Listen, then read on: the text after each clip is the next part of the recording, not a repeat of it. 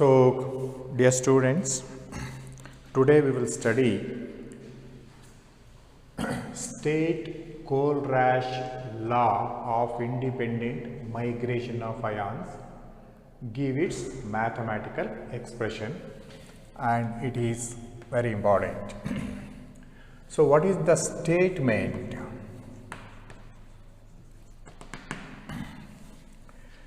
The limiting molar conductivity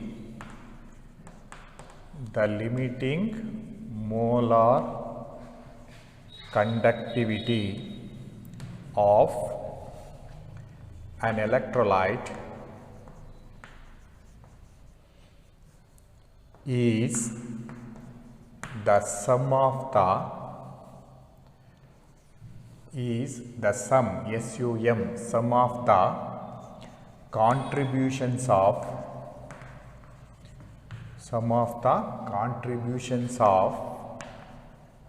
the cations and anions of the electrolyte. So, this is one method of stating the Coal-Rasch law, the limiting molar conductivity of an electrolyte. What is limiting molar conductivity of an electrolyte? Lambda m0. Limiting molar conductivity of an electrolyte is the sum of the contributions of the cations and anions of the electrolyte, or the limiting molar conductivity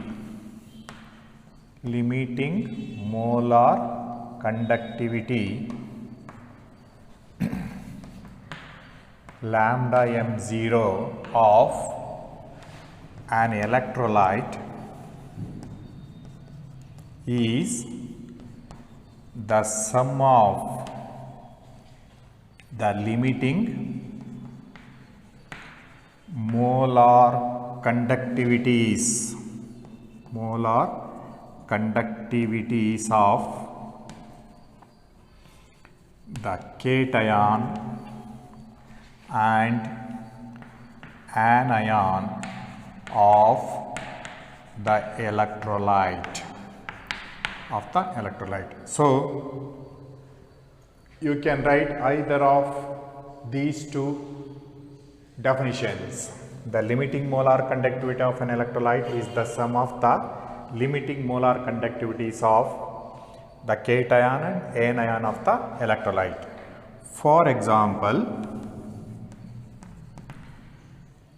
for an electrolyte sodium chloride, sodium chloride. So, how sodium chloride undergo ionization in solution? Sodium chloride on ionization give 1 sodium ion plus 1 chloride ion. Then, according to Coal-Rasch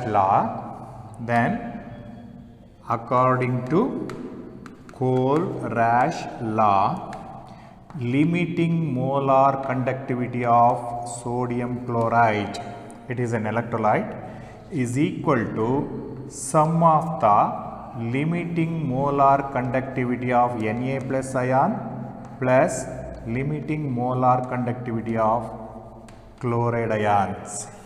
So, for an electrolyte of this type, so this sodium chloride give 1 sodium ion and 1 chloride ion, then limiting molar conductivity of this 1,1 type electrolyte is equal to sum of the limiting molar conductivity of cation and limiting molar conductivity of anion. This is example number 1. Similarly, example 2. For an electrolyte of the type say barium chloride. Barium chloride So barium is a bivalent ion and chloride is a monovalent ion. So on ionization, we will get Ba2 plus 2Cl minus. When one molecule of barium chloride dissociates, you will get one barium ion and two chloride ions. So then, according to Kohlrausch law, what is limiting molar conductivity of barium chloride, you will be asked, is equal to lambda m0 of barium ions plus 2 into lambda m0 of chloride ions. So you have to write the coefficient number of ions like this. So this is how you may be asked, right, according to Kohlrausch law, what is the limiting molar conductivity of barium chloride? You have to write like this. Example number 3. So in general, for an electrolyte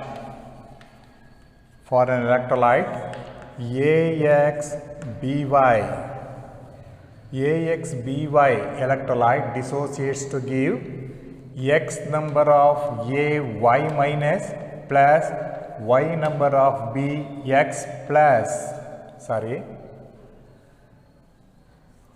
Y plus X minus. So then,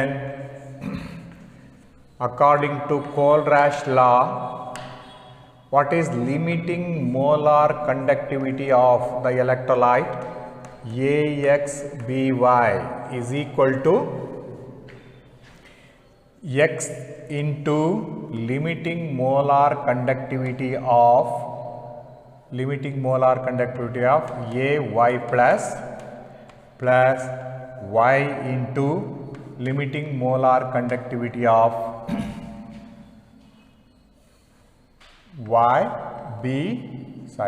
B minus XY plus BX minus. So X number of limiting molar conductivity of AY plus Y number of limiting molar conductivities of BX minus. So this is how we can calculate limiting molar conductivity of electrolytes. So this is the statement and this is the example. So now we will study applications of Kohlrausch law. Applications of Kohlrausch law. This is also important. So you will be asked, give the statement of Kohlrausch law, give its applications. The important applications of Kohlrausch law are: number 1, this law is used to calculate the degree of dissociation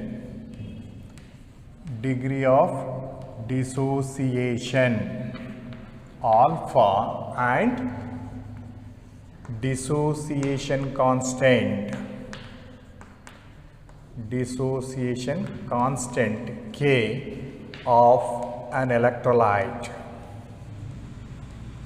So using this law, we can calculate the degree of dissociation and dissociation constant of an electrolyte. That is, degree of dissociation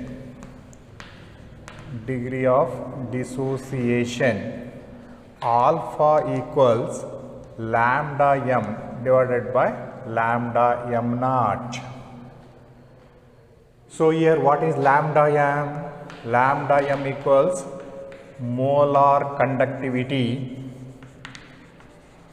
at concentration C, and lambda m naught equals limiting molar conductivity.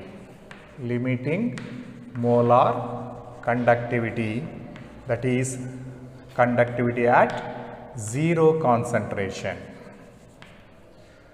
So if you know molar conductivity and limiting molar conductivity of an electrolyte, we can calculate degree of dissociation alpha. This is the first application of Kohlrausch law.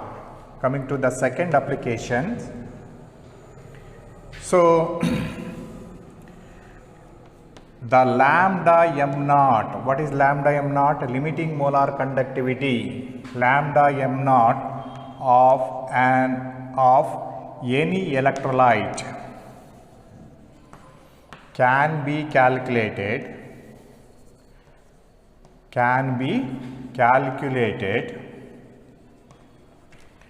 by knowing lambda m naught of cation and lambda m naught of anion, that is lambda m naught of an electrolyte is equal to lambda m naught of cation plus lambda m naught of anion. So this is the second application. Third application, using this law, the limiting molar conductivity, lambda m naught of weak electrolytes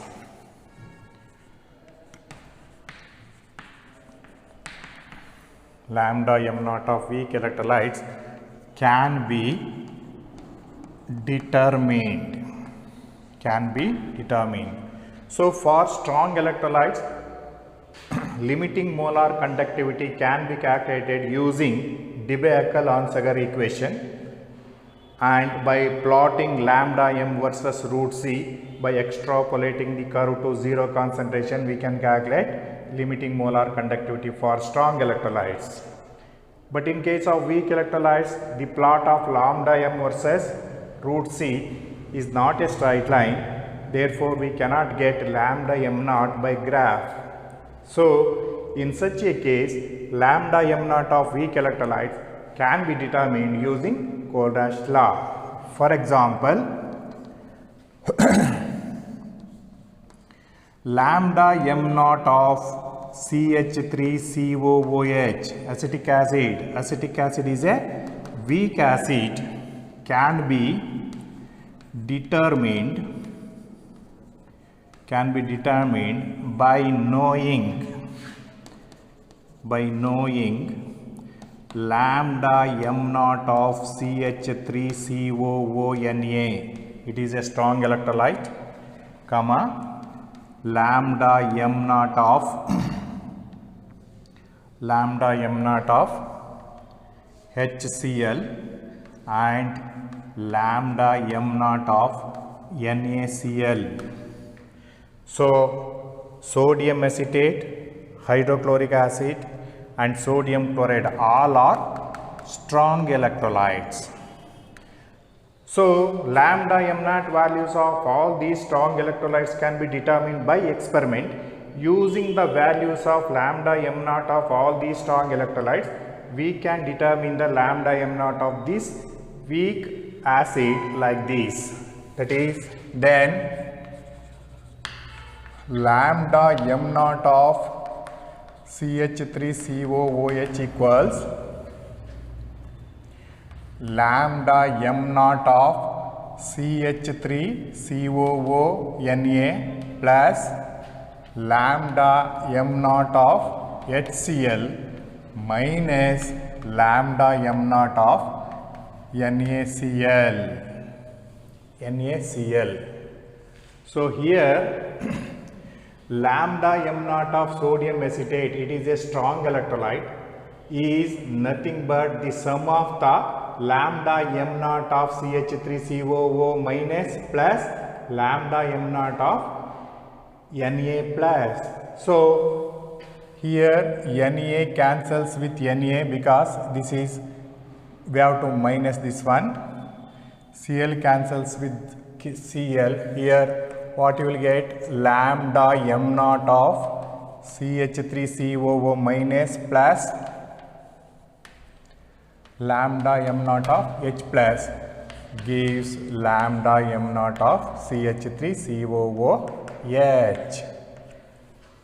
So this is the very important applications of Kohlrausch law. Knowing the limiting molar conductivities of all these strong electrolytes by the experiment, we can calculate limiting molar conductivities of weak electrolyte like acetic acid.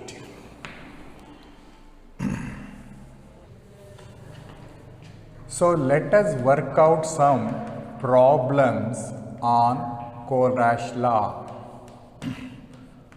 On Kohlrausch law. Number 1, if lambda m naught of Mg2 plus magnesium ion equals 106 Siemens centimeter square mole minus 1 and lambda m naught of Cl minus equals 76 Siemens centimeter square mole minus 1. These are the molar conductivities of magnesium ions and chloride ions. What is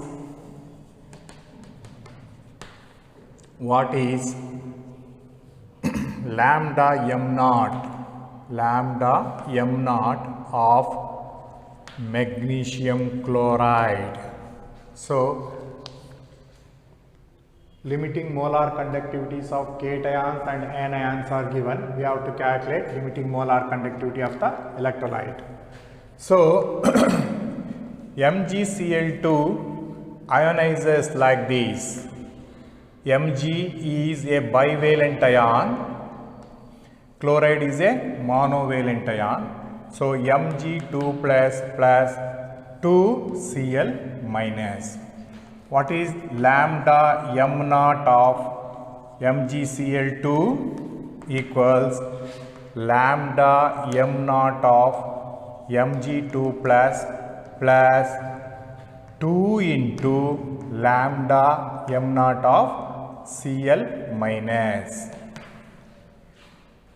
So here what is lambda m naught of Mg2 plus? It is given 106 plus this one is 2 into lambda m naught of Cl minus is 76.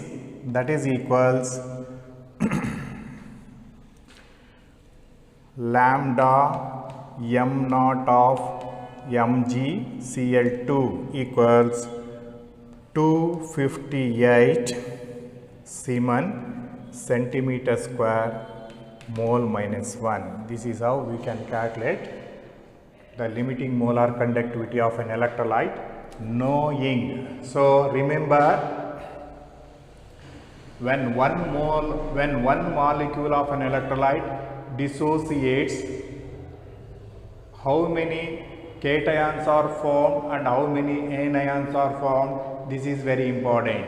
So if you write this equation, we can easily write the expression for Kohlrausch law. So after substituting, we can calculate limiting molar conductivity of an electrolyte. Second problem, the limiting molar conductivity. The limiting molar conductivities of NaCl, HCl and CH3COO Na. all are strong electrolytes. They are all strong electrolytes. Are 126.45, 426.16 and 91.0 ohm minus 1 centimeter square mole minus 1. These are all the limiting molar conductivities of all these strong electrolytes. First up, respectively at 25 degree centigrade. First up, calculate the limiting molar conductivity of limiting molar conductivity of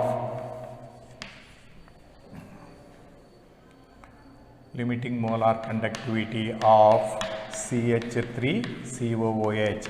It is a weak acid, acetic acid. So, what is the formula? We have used limiting molar conductivity of CH3COOH is equal to limiting molar conductivity of CH3COONA plus limiting molar conductivity of HCl minus limiting molar conductivity of NaCl.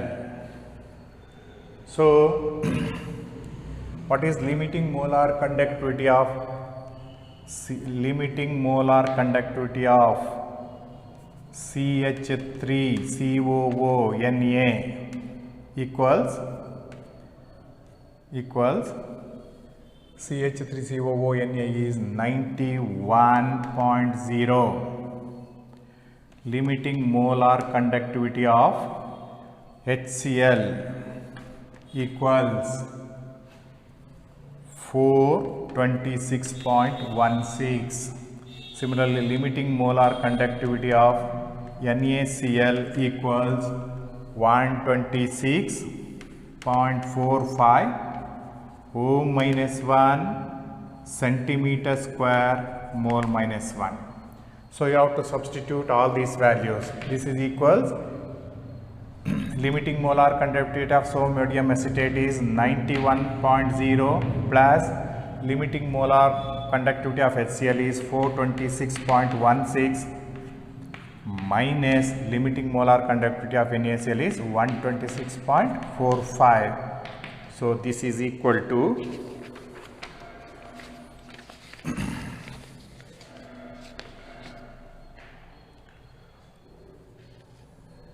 390.71 ohm minus 1 centimeter square mole minus 1. This is also equal to 390.71 Siemens centimeter square mole minus 1. So, this is how we can calculate. This is also very important. It will be asked in the examinations. All these are all important. So, giving the molar conductivity of ions, you can calculate molar conductivity of an electrolyte. This is the second application of Kohlrausch law. So, we can calculate the limiting molar conductivity of weak acids by knowing the limiting molar conductivity of strong acids, strong electrolytes, which are determined by experiment. So, dear students, next we will learn what are electrolytic cell and what is electrolysis. Electrolytic cell and electrolysis. What is an electrolytic cell? It is a cell in which electrical energy is converted into chemical energy. So, the cell in which electrical energy is converted into chemical energy. chemical energy is called electrolytic cell. Electrolytic cell. There is another type of cell which is called electrochemical cell. In electrochemical cell, chemical energy is converted into electrical energy. In electrolytic cell, electrical energy is converted into chemical energy. Example, copper voltmeter. Copper voltmeter. So, copper voltmeter consists of, say for example,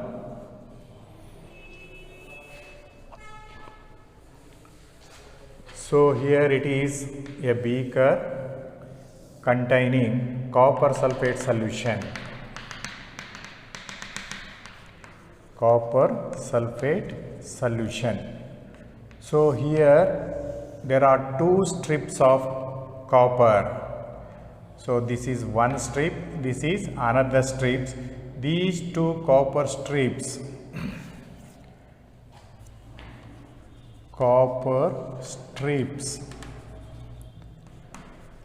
are dipped in this solution, which acts as electrodes. When electricity is passed between these two electrodes, so this is DC current. When DC current is passed through these electrodes, the following electrode reactions takes place. So copper voltmeter, here two copper strips are dipped in copper sulfate solution, and a DC current, direct current is passed. DC voltage is passed between the strips. The following electrode reactions takes place. The following electrode reactions takes place. That is, at anode. At anode, what happens? Copper atoms loses electrons and converted into copper ions with the liberation of two electrons. So here copper atom loses electrons and converted into copper ions. The process is known as oxidation. That means here copper dissolves from the anode. So copper atoms loses electron and converted into copper ions. Here copper atoms are converted into copper ions.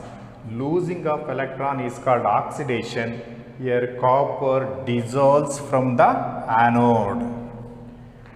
Similarly, what is the reaction that takes place at cathode? At cathode, what happens? Copper ions from the solution, copper ions go and deposits on the cathode. At cathode, copper ions accepts the electrons and converted into copper atoms. Copper atoms. This process is known as reduction. Gain of electron. Copper ions from the solution move towards the cathode. In the cathode, there are electrons which move from anode to cathode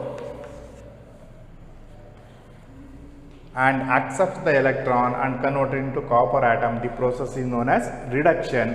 Copper ions reaching the cathode and gets deposited on the cathode. Here copper is deposited on the cathode. So what happens? Copper dissolves from the pure copper dissolves from the anode and copper deposited on the cathode. So what is the overall process? Here copper dissolves from the anode and deposits on the cathode. So some materials dissolves from the anode, some substances dissolves from the anode and some substances deposited on the cathode. This is the overall process. So this method is used to get pure copper from crude copper. So how pure copper can be obtained from crude copper? Crude copper means impure copper. So what we have to do? A big rod of impure copper is made as anode and a thin strip of pure copper is made as cathode. On passing DC current, what happens? Pure copper dissolves from the anode and gets deposited on the cathode. So as the time proceeds, the anode goes on corroding and the cathode goes on depositing. So the size of the anode goes on decreasing, the size of the cathode goes on increasing. So it is pure. Then pure copper, we will get pure copper. So the size of the cathode goes on increasing, the size of the anode goes on decreasing because pure copper dissolves from the anode and gets deposited on the cathode. Now we will know what is electrolysis. What is electrolysis? By the passage of electric current through the solution of an electrolyte, the electrolytes can be split up into ions. The process is known as electrolysis. That is the decomposition of electrolyte into its ions by the passage of electric current is known as electrolysis. Write down the decomposition of electrolytes into simpler substances. Here they are called as ions by the passage of electric current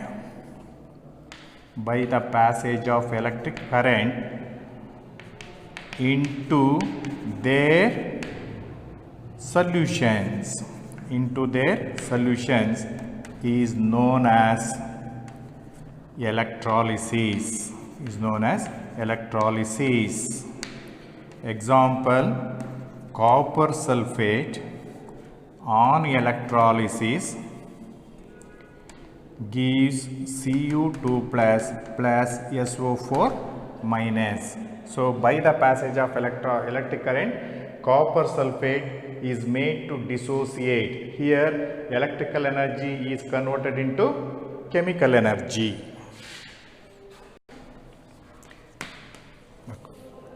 Another example for electrolysis is when electric current is passed through hydrochloric acid, it decomposes to give H plus plus Cl minus. So at anode, chloride ions will move towards anode. What happens? Cl minus accepts electron and converted into chlorine gas. So at cathode, hydrogen ions move towards cathode and sorry.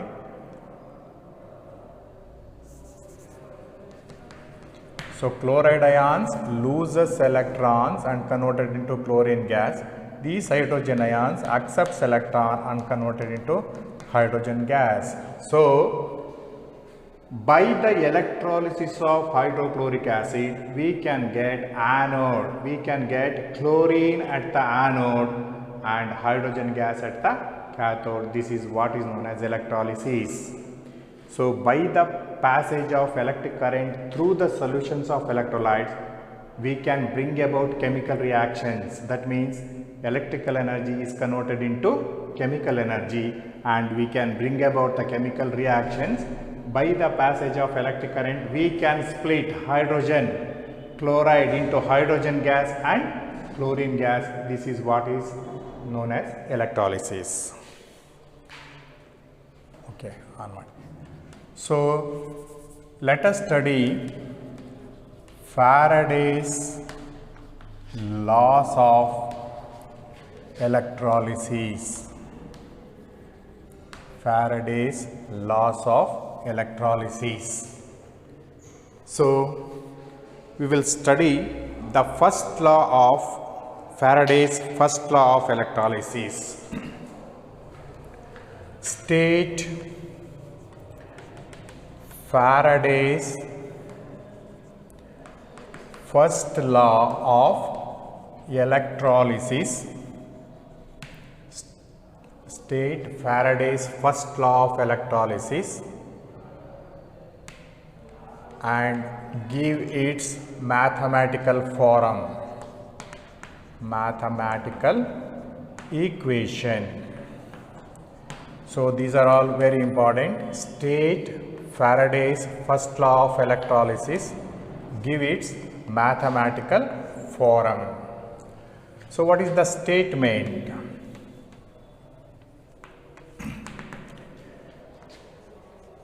The mass of the substance,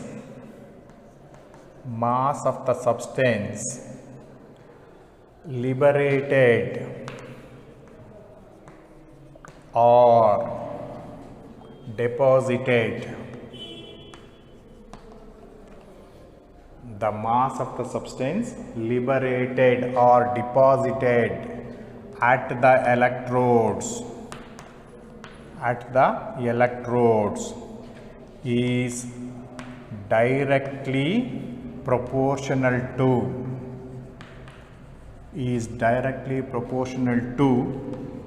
the quantity of electricity passed through the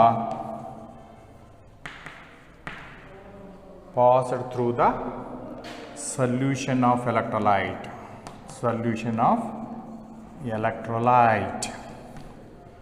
So the mass of the substance liberated or deposited at the electrodes is directly proportional to the quantity of electricity passed through the solution of the electrolyte. Say for example, here what happens? So when electric current is passed through the solution of copper sulfate, copper gets deposited on the cathode. The amount of copper deposited on the cathode is directly proportional to the quantity of electricity passed. That is the statement of first law. So here at anode substances will be liberated, at cathode substances will be deposited. The amount of substance or the mass of the substance that is liberated or deposited at the electrodes is directly proportional to the quantity of electricity passed through the solution of the electrolyte. So this is the first method of stating Faraday's first law, or it can also be stated as number 2, the amount of chemical reaction,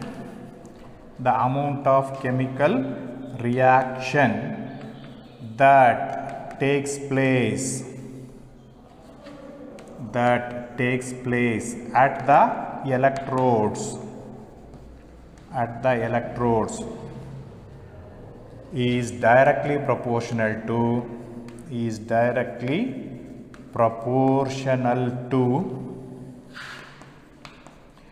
the quantity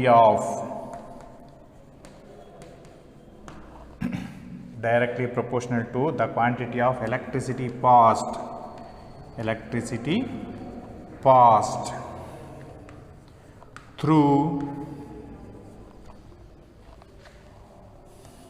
the solution of electrolyte.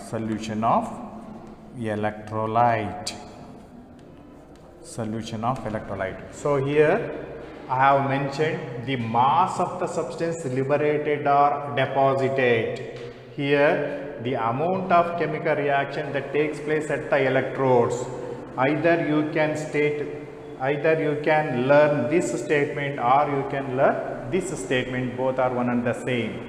The mass of the substance that is deposited or liberated at the electrodes is directly proportional to the quantity of electricity passed through the solution of electrolyte. So coming to the mathematical representation. So mathematically,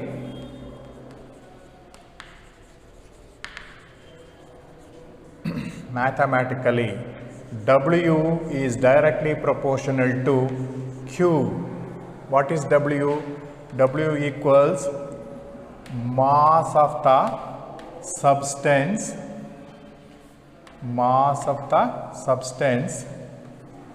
liberated or deposited. Mass of the substance liberated or deposited at the electrode. Q equals quantity of current passed. But Q equals I into T.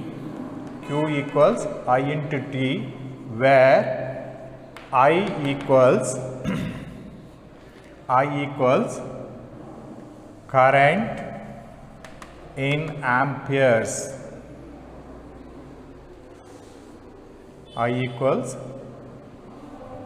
current in amperes and T equals time in seconds. So instead of Q, I can write W is proportional to I into T, where I is the current in amperes and T is the time in seconds, or W is equal to Z into IT,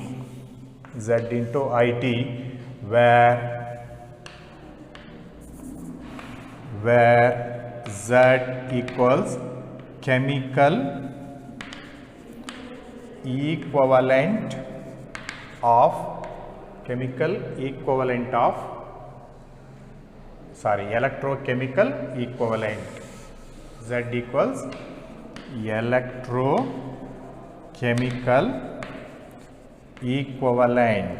electrochemical equivalent.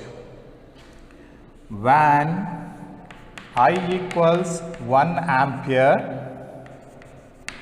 and T equals 1 second, and then W is equal to Z. So then how do you define electrochemical equivalent? Electrochemical equivalent is the amount of substance liberated or deposited at the electrodes when a current of 1 ampere is passed for 1 second. So that is electrochemical equivalent. Write down definition of electrochemical equivalent Z. So this is the mathematical representation of first law. So coming to the definition of electrochemical equivalent Z, write down, it is the mass of the substance It is the mass of the substance liberated or deposited at the electrodes when a current of 1 ampere is passed for 1 second. So this is the definition of electrochemical equivalent.